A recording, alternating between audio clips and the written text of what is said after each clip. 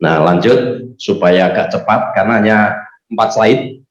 Ini yang ketiga, zoo. Yo adalah biologi. Jadi sastra itu bisa masuk ke dunia hewan, dunia binatang, botani, tumbuhan. Botani itu tumbuhan. Sehingga zoobotani sastra adalah karya sastra yang memuat paling tidak 2 hal. Botani ada, hewan-hewannya ada, tumbuhannya ada. Ini contohnya. Nih. Oh, tadi ada. Belum ada yang putri ya. Saya minta tolong yang putri. Kira-kira siapa yang paling bagus yang pernah memenangkan di tingkat mahasiswa? Siapa? Ada? Siapa? Ini yang kursi yang duduk. Nah, ini ya. Di antara itu siapa yang paling bagus membacanya? Karena mic-nya itu di situ. Iya. Iya, lebih dekat di situ. Ya, silakan minta tolong baca Nyanyian Sebatang Pohon karya Syarif Hidayatullah. Silakan.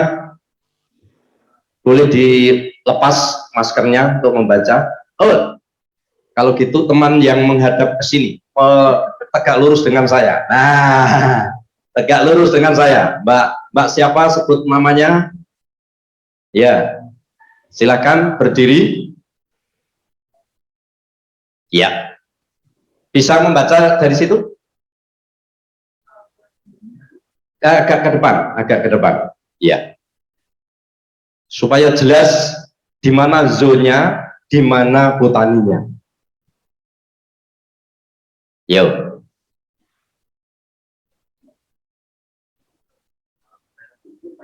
Ini yang kita baca ini. Tidak bunyi. Atas ya. Iya. Nyanyian Sebatang Pohon. Burung-burung terbang. Stop, pengarangnya harus dibaca karena itu kasihan. Iya. Pengarangnya itu penulisnya nggak dibaca, kasihan. Ya. Tolong ya. Diulangi. Nyanyian Sebatang Pohon. Karya Syarif Hidayatullah, Banjarmasin, Kalimantan Selatan. Mbak, coba begini Mbak, cara membacanya. Ya, agak berat begitu. Nyanyian Sebatang Pohon. Sambil melihat ke sana supaya wajah kita dikenal. Coba, nanti kan beda. Nyanyian Sebatang Pohon. Coba. Nyanyian Sebatang Pohon. Karya Syarif Hidayatullah, Banjarmasin, Kalimantan Selatan.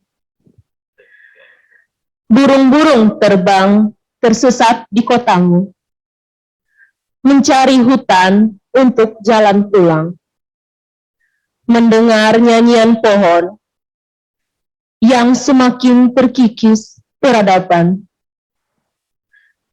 dan pagi sedang menikmati kopinya di antara jalanan tua, tempat orang berlalu lalang menuju pasar.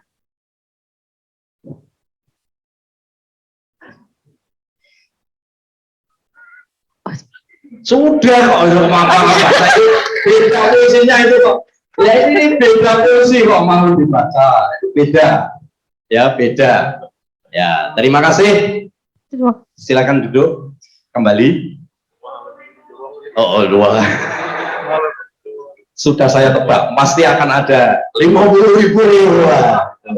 Ya, nanti tunggu. Oke, nah saya akan jelaskan di mana zonnya burung-burung, bahwa di Kalimantan Selatan itu dengan mungkin banyak pohonan yang terbakar waktu itu, burung-burung terbang tersesat. Nah, ini adalah zoo. Karena itu meninjau puisi ini boleh dengan zoo botani. Mana botaninya?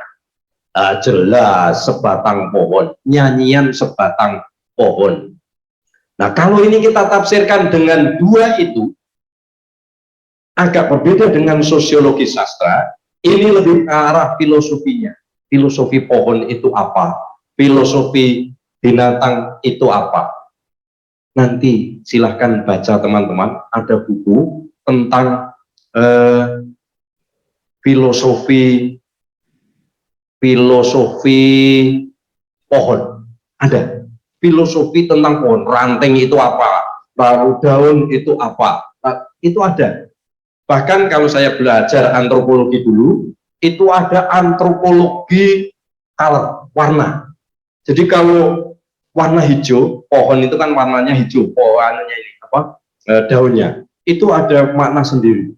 Kalau pohonnya itu sudah agak kuning-kuning, sudah agak coklat-coklat, itu punya makna sendiri. Kalau tanpa daun, itu ada makna sendiri lagi. Iya, pohon tanpa daun, sama dengan orang tidak punya pacar, tidak punya istri, atau tidak punya suami, yaitu pohon tanpa daun, hidup sendirian, sebatang kara. Nah, di dalam sastra, itu kayak gini, sering ada depan dan di depan. Boleh. Tapi di dalam orang linguistik, pasti akan menentang. Dan kok di depan? Ini mesti akan menentang. Bahasa Indonesia itu memang agak membingungkan. Tadi saya diskusi dengan Prof. Fatul, pulang pergi. Bahasa Indonesia itu menjengkelkan. Itu salah, keliru. Seharusnya bukan pulang pergi, harusnya pergi pulang. Ya. Bahasa Indonesia memang banyak yang mengecoh. Ya, mengecoh. Termasuk tadi Prof. Fatul itu bilang panjat pohon, panjat pinang. Bahkan tadi katanya haram itu panjat pinang. Saya jawab karena kita tidak bisa memanjat pinang, yang bisa dipanjat adalah pohonnya. Ya, istilahnya itu memang agak aneh itu. Tapi Prof. Fatul tadi penjelasannya sangat luar biasa. Loh kenapa? Loh harusnya itu dipinang dulu. Nah, itu bukan panjat pinang. Katanya begitu tadi. Wah, ini saya dengar cerita tadi. Oh iya. Masuk akal ini. Nah, kalau sudah masuk akal, ini urusan matematika. Masuk akal ya. Panjat pinang. Harusnya jangan panjat, tapi pinang dulu. Oh iya ya, masuk akal. Ya karena Prof. Fatul kan lebih senior dari saya. Lebih senior. Oke. Ini Zoobotani Sastra. Jadi satu karya sastra, satu judul itu bisa memuat sekian ilmu di dalamnya, sekian disiplin. Nah, nanti kalau teman-teman mau mengkaji, membuat skripsi, tesis, disertasi, itu lihat yang dominan yang mana. Satu buku, satu novel itu yang dominan yang mana.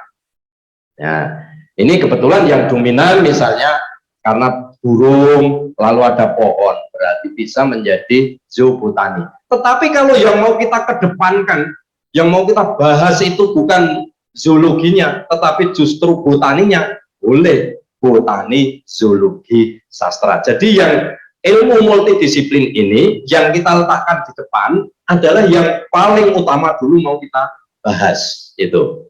Kalau yang mau kita kedepankan itu botaninya, pohonnya itu ya botani, zoologi, sastra. Tetap ada sastranya.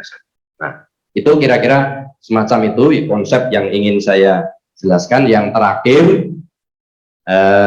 ini mohon maaf, ini harusnya D ini, tadi belum sempat mengganti. Religi kriminologi. Wah, ini religi itu agama. Lalu, karena sebentar lagi kita akan mendengarkan dari Prof. Mujib, itu dari UIN ya, dari UIN. Dan kemarin saya baru nge-review calon guru besar juga dari UIN, dari Kediri dan dari UIN Jember, 2 orang yang menggarap sastra juga agak unik-unik yang digarap, terutama sastra yang terkait dengan paranormal. Ternyata UIN itu menjelajah sampai paranormal. Iya, betul. Yang tulisannya waduh tentang paranormal. Ya.